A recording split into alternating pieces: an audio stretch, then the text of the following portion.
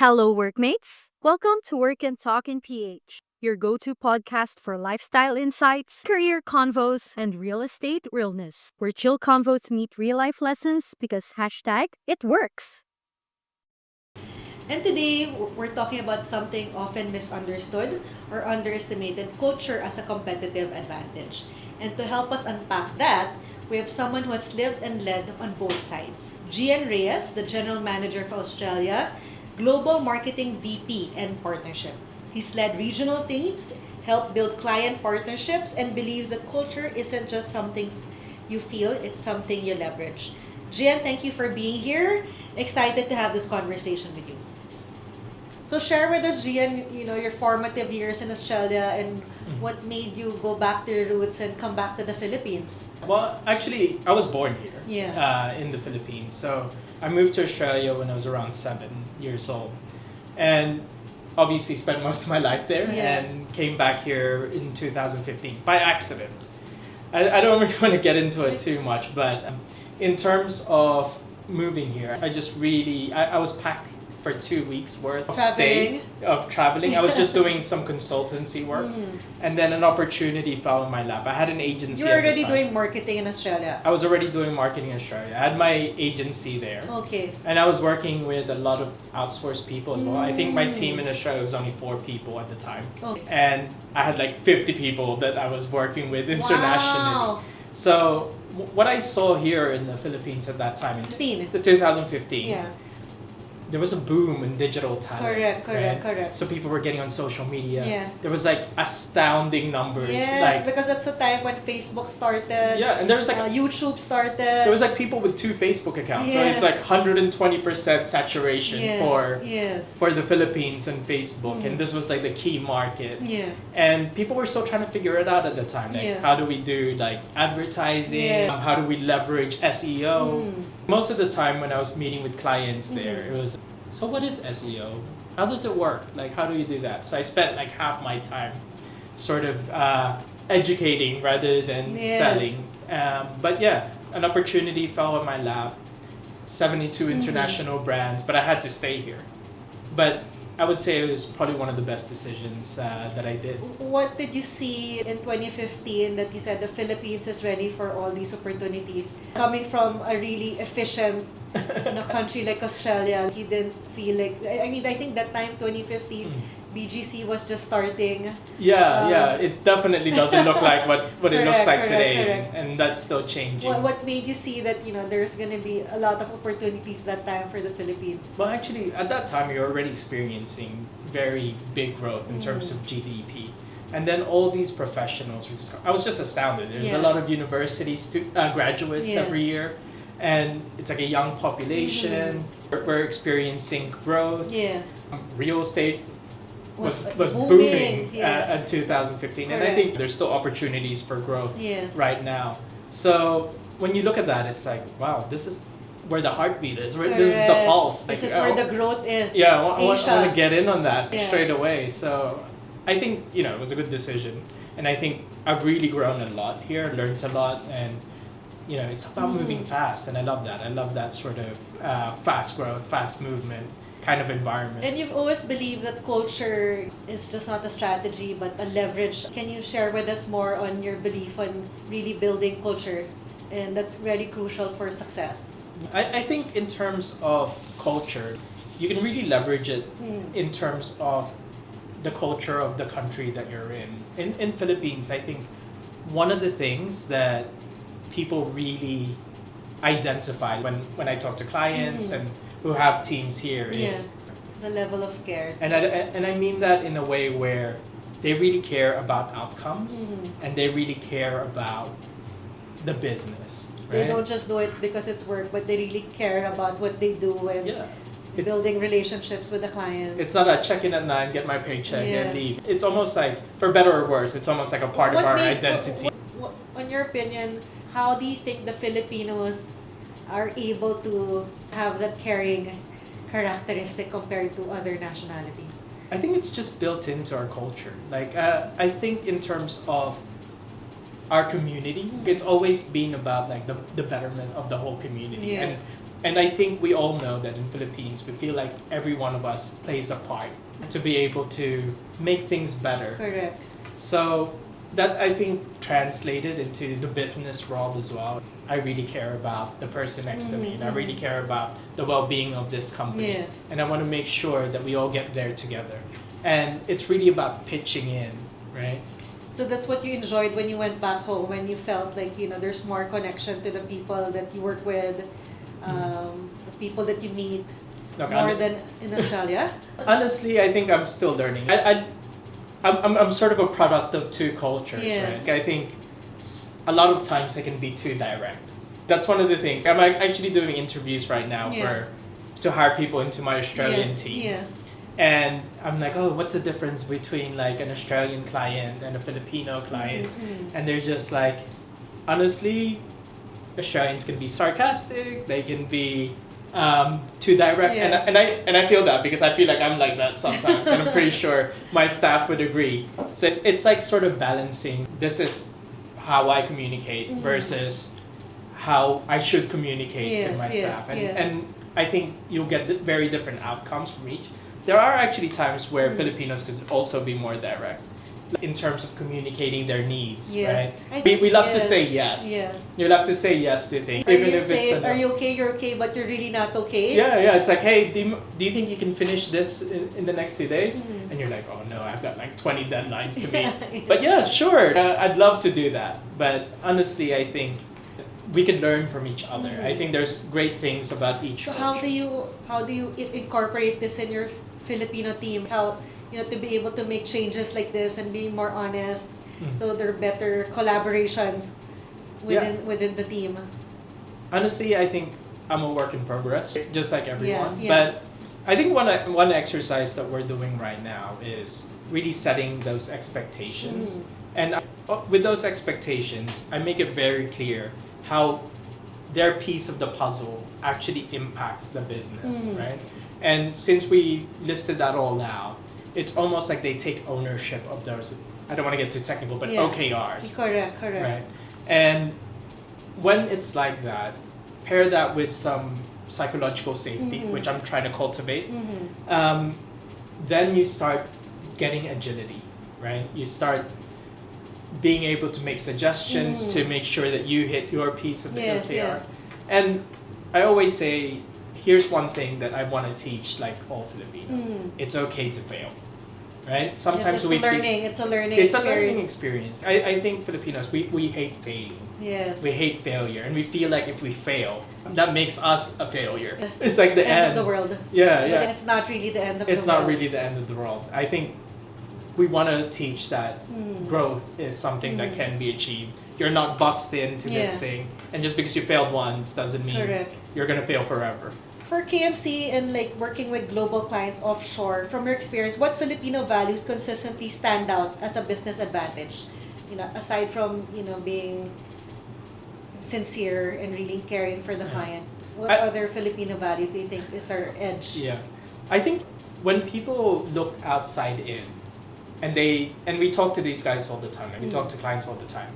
They go, oh yeah, that's the customer service capital of the world. Well, that's good to hear. Well, it is, Yes, right? yes. But at the same time, I think we're really discounting ourselves when we think of ourselves as the customer service center of the world. I think there's a lot of, in terms of our IT graduates, there's a lot. We're hiring people that are cloud engineers, cybersecurity people. There's actually that level of education and English proficiency. That's a given. But in terms of what kind of roles we envision for ourselves has changed from 5 years ago. We're getting more higher value kind of work. Exactly. We're getting higher value kind of work. And I think that's because of all these opportunities that have opened up, all these skills we've needed to learn. And that's one thing that people sort of don't look at in Filipinos. It's the adaptability. Or resilience. I think we've been resilient because we've had to be resilient. Yes. But I think it's about adaptability is very different.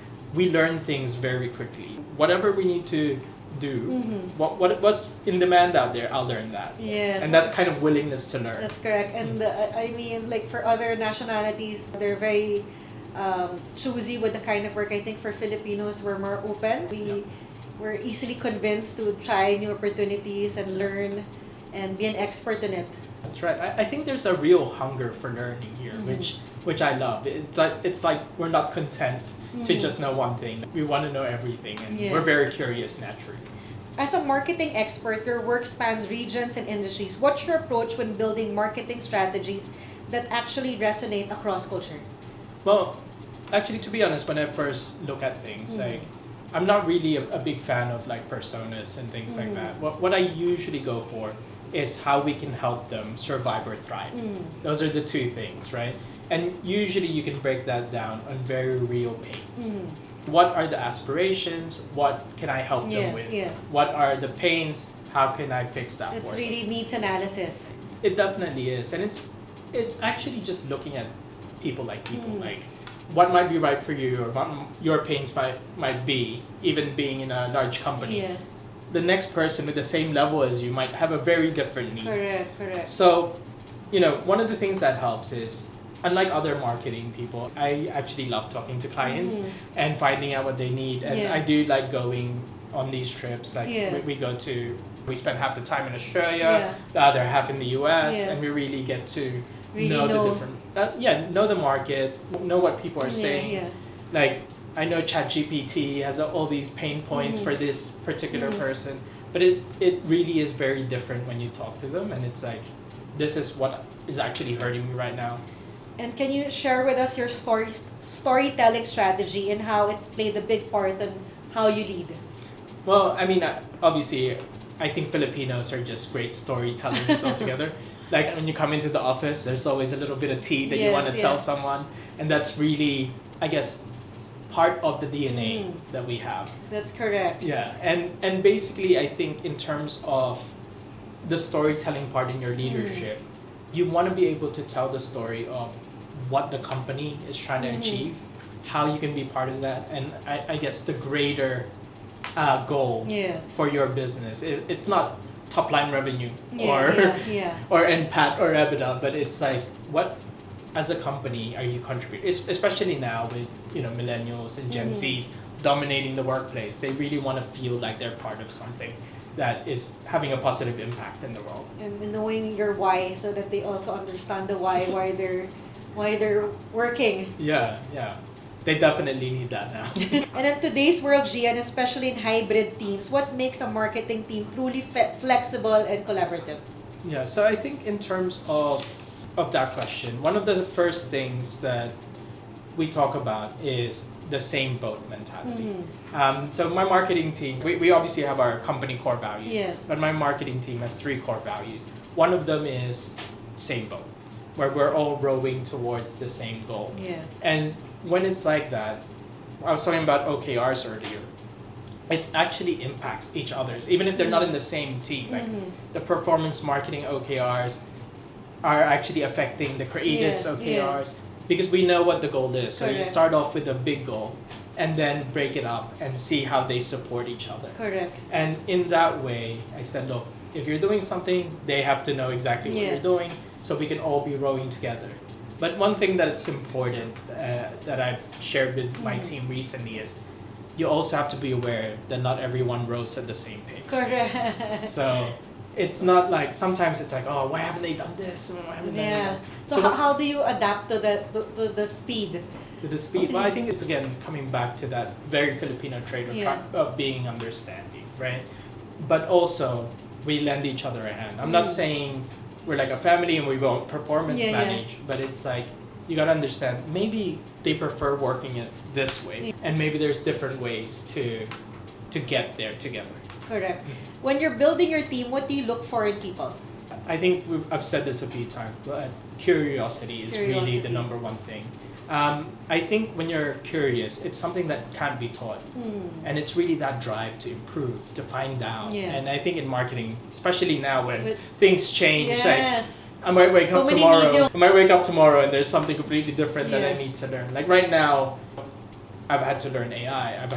We're automating systems. It's almost like you have to be a CIO CTO, Yeah. CMO Correct. kind of deal. Yeah. And I think in the future, that's what it's really going to be like. You need to be a tech expert. Yeah. You need to be a comms expert. You need to do events. Correct. So what I always tell my team is like, you're doing one thing now, but realistically, if you need to move up in different levels, Yes. you have to know All these. every aspect. And if you're not curious, if you don't have that drive to Yeah. learn for yourself and just wait on trainings and things like And that. with all the platform available online, there's no reason not to learn what you want to learn. Exactly. It's just about being curious and having that growth mindset and Yeah. really. I think in my team, we're really giving in terms of like, they can actually make a request. I saw this thing online Yeah. and I want to do it, and sometimes it's only like $100. Yes. right? Yes. And you're just like, it's a no-brainer. Yeah. This will have significant impact on our team and our business. Let's do it. So your learning and development, like within your team, is this quarterly, or Well, actually, we have a learning and development system that's in place that Yeah. already gives a lot of trainings, not even just for marketing, Yeah. but and we have LinkedIn Learning and things like that. Yeah. But sometimes there's something that's very role specific to you, and I think what's very unique about my team, it's a Yeah. very lean team, and everyone has their own specific job to do. yes, And sometimes general marketing yeah, training might not really hone in that particular skill. So on top of all the L&D stuff that we're doing, you still which need we to do a specialized course. sometimes there's something that you want to learn, and Yeah. I really like to reward that. I want someone to come up to me and say, I really want to learn this Yeah. skill, and I'll be like, okay, as long as it makes business sense, let's do it. Yeah. What's one leadership lesson you learned the hard way but you wouldn't trade? Well, this one's actually a Filipino one. Right? So when I first moved here, I had my own business. It was very hard to actually register my business, being a an Australian citizen Yes. with no Filipino IDs. So That's how yeah. you discovered KMC? no, but that's why KMC spoke to me. But I had my own business, and there was actually a time where collections was very hard, right? Yes. The cash flow just was terrible, and I was Yeah. like getting panic attacks. I thought that as a leader, I had to solve this myself, right? And I was really feeling the pressure. And one of my team members, one of my office managers came up to me and said, "Boss, you can tell us what's going on." Because it was hard. I was making sure they got paid. I Yes, paid their yes. 13th month. Yeah. There was one time I went to Boracay. I had paid everyone's 13th Yeah. month, and I had 5,000 pesos left. Oh, Right. So it was like, he just told me, look, just because you're our leader doesn't mean you have to carry everything yourself. Communicate with us, maybe we can help. Yeah. And it's really, because at that time I was thinking, because I'm the boss, Yeah. I have to make sure I deliver for Yeah, everyone. yeah. Like, it's that servant leadership mentality. Yes. But I think one of the things is you can share the load, right? And that's what you learned. That's what I learned. It was a very To- tough time. To be able to delegate and to trust your team, it's, to understand you. it's a couple of things. It's communicating where we are, where we need to be, what help do I need? Because as leaders, sometimes we feel like we're weak if we show any weakness. If you show a weakness or if you share a problem. Yeah. And you feel like, oh, maybe everyone will leave if they know the cash flow isn't Yeah, gonna. yeah. So it's You about have being fears. honest. Yeah, it's about being honest. And I think when I shared that, everyone was like, yeah, we're on board. Whatever you need, Yeah. we'll help you. We'll go to collect. Yeah, like, yeah, even though yeah. I'm a social media manager, I'll go to their office and That's make a sure good the checks realization. there. I'm sure a lot of our listeners who are starting a business or in a business and they have this mindset that if you're the leader, owner of the business, you need to be able to carry all these responsibilities and burden. And when a problem arises, you try to really just keep it to yourself. I think a lot of people can can Yeah. relate to that. Yeah. Okay. And your experience mateship in Australia and bayanihan in the Philippines, if you had to pick one to guide you how you lead today, which is it and why? Oh, this is. And the difference between mateship and bayanihan. When I think about mateship, I think about the egalitarian society and how you treat everyone like they're your friend. Yeah. There's a lot of trust and directness, and I was just telling someone earlier Yeah. that I walk my dog down the street in Australia and I say hello to everyone, like, Yeah. good morning, how are you? And they'll reply back. Yeah. But when I first moved into my village and I was walking my dog Yeah. here, everyone was looking at me kind of weird, like, what? Do I know this guy? Like, why is he talking to me? And I think that's mateship for me. Like, you can be direct. Everyone's instantly your friend. Mm. But I think what's so powerful about Bayanihan is it's about showing up for people. Like, I think it's so much stronger than, oh, you're my friend. It's Yeah. about, even if I don't know you, I think one of the sites that I often see in the Yeah. Philippines is a car breaks down. Yeah. And then all these random people will Yeah, come yeah, help that guy yeah. push. They don't know that guy, Yes, yes. but that's what Bayanihan is. Like, you Yeah. help each other, right? It's just not about this, not superficial, but just this kind of relationship that you have with everyone. But in the Philippines, if people show up, if I guess because of all the challenges that Filipinos go through every day, Yeah. so it's about relying on each other, Yeah. Like, on we can surviving and eat- thriving. Mhm. So I think, yeah, it's a mix of both, I would say, that has really factored into my leadership. I do want that meritocracy. I do want people to, be able to talk to me. Like Yeah, sometimes Filipinos feel like because you're a A VP or a C level Yeah. or whatever, you can't that- be as open and direct. yeah, you can't just have a chat. I think at KMC, what I love about the culture is like our founders walk around and just has a chat. Like they'll Yeah. just sit down Yes, next to you yes. and not talk about business, but Yes. just have a chat. And I think I didn't realize that was a thing until like new people would come into the business and be like, "Is that the CEO? Just like having a chat?" It's a casual conversation. Yeah. That's very different for them, especially if they're coming from like more traditional companies. So Gian, to our listeners who are, unsure of what their path will be, maybe you can share how you found your path and how you think, what are the lessons you've learned through the years that will help them find their own path. I think you mentioned it earlier. I think it's like finding your why. Mm. And honestly, when I had my own business Yeah. with the agency, I really thought my why was I want to make businesses and make lots of money. Mm. And then when I was thinking about it, what did I really love to do day to day? Mm. And what I really love to do is teach. Like my sister's a teacher, Mm. but I think I want to develop like the talent over here. I'm not saying I'm the best, but Yeah. I'm saying I want to lead them and guide them to a place and doing those trainings Yeah. and sort of being a guide. Yeah. That's what I love doing. So it didn't really matter if I had my own business Yes, or if yes. I was in a company, Yes. as long as I got the opportunity to do that. So it's really digging deep, figuring out why you get up in the morning. Mm. It's a very millennial of me. Yeah, that's true. It's really, trial and error sometimes and really finding out what you like, what you don't like. Yeah. And whatever you choose to do at that certain moment of your life is just showing up and doing your best so that Yeah. when the other opportunities come, that you're ready. Yeah, of course. Yeah. Thank you so much, Gian, for joining us in Work and Talking PH. We're looking forward to having you again. Thank you in so our much. next Thank you podcast. for having me. Thank you.